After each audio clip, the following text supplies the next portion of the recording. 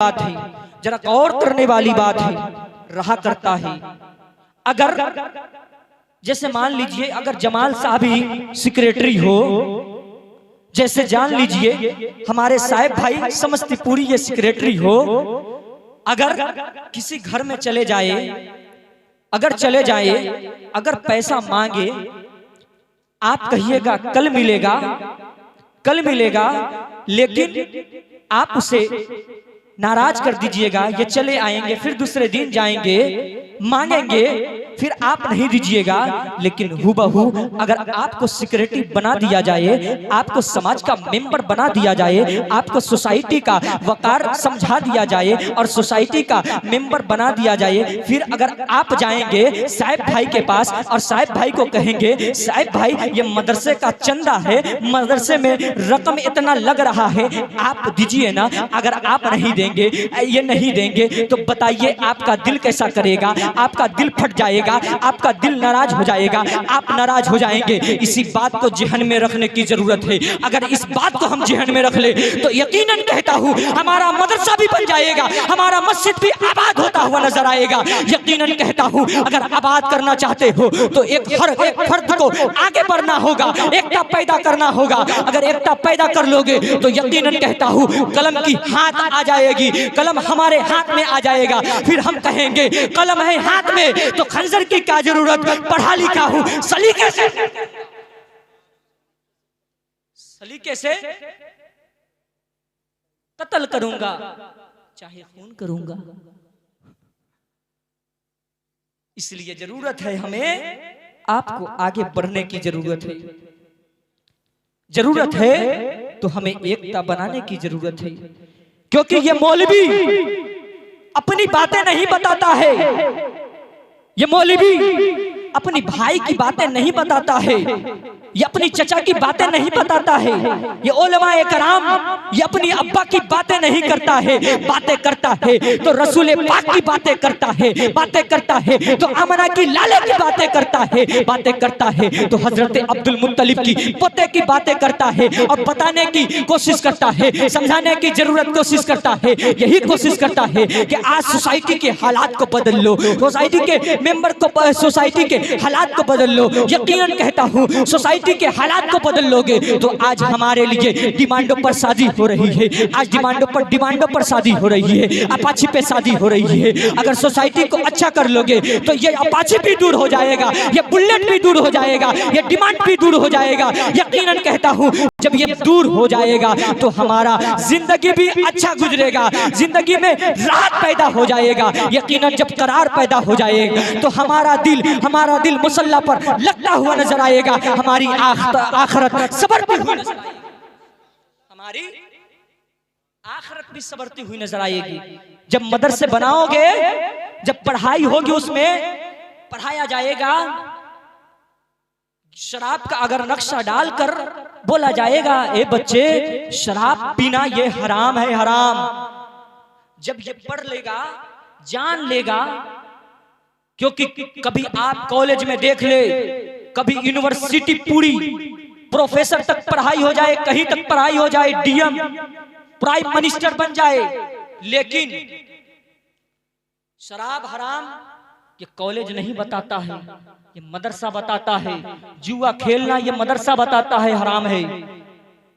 नमाज पढ़ने का तरीका ये मदरसा का एजुकेशन देता है, ये मदरसा का शिक्षा बताता है। तो इसलिए हमें गौर करना होगा, हमारे अपने जिंदगी में इनकलाब लाना होगा।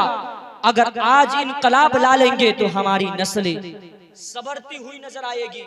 जो बर्बाद हो रही है, हमें गाली दी जा रही है नस्लों को, भले नस्ल को गाली दी जा रही है और हम भी सुन रहे हैं। क्यों सुन रहे हैं? क्योंकि एजुकेशन उसके बीच में नहीं।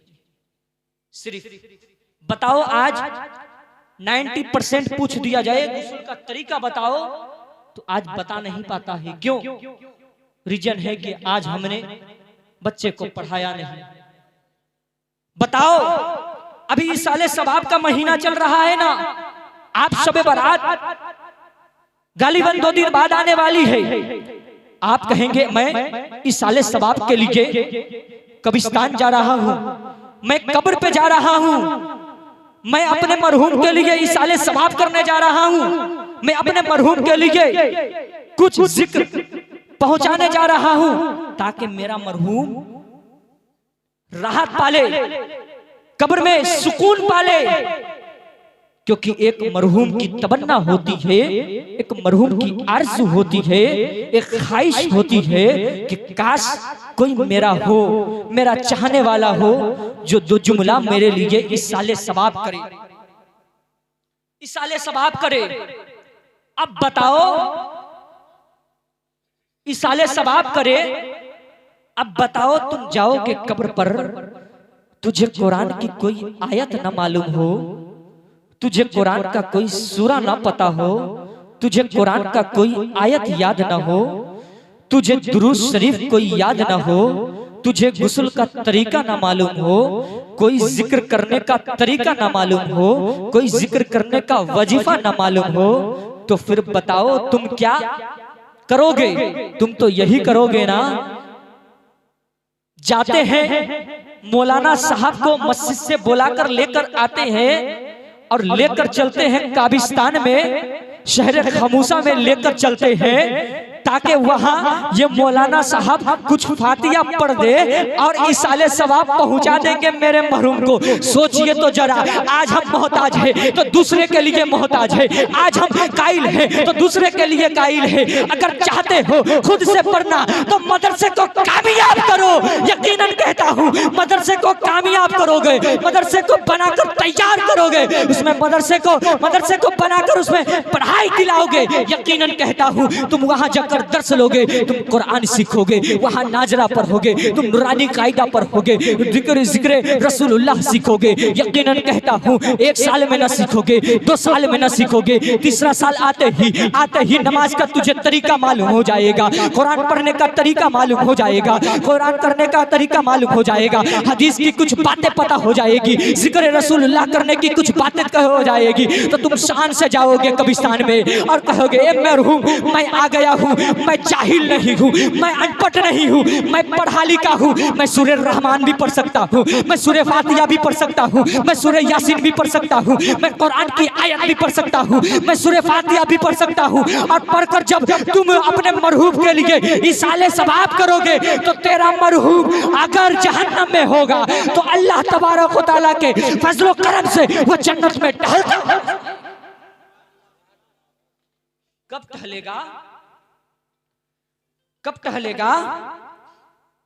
जब हमें जिक्र मालूम होगा, जब हमें एजुकेशन पता होगा, जब हमें इल्म हासिल होगा, जब हमें शिक्षा ग्रहण होगा तब तो।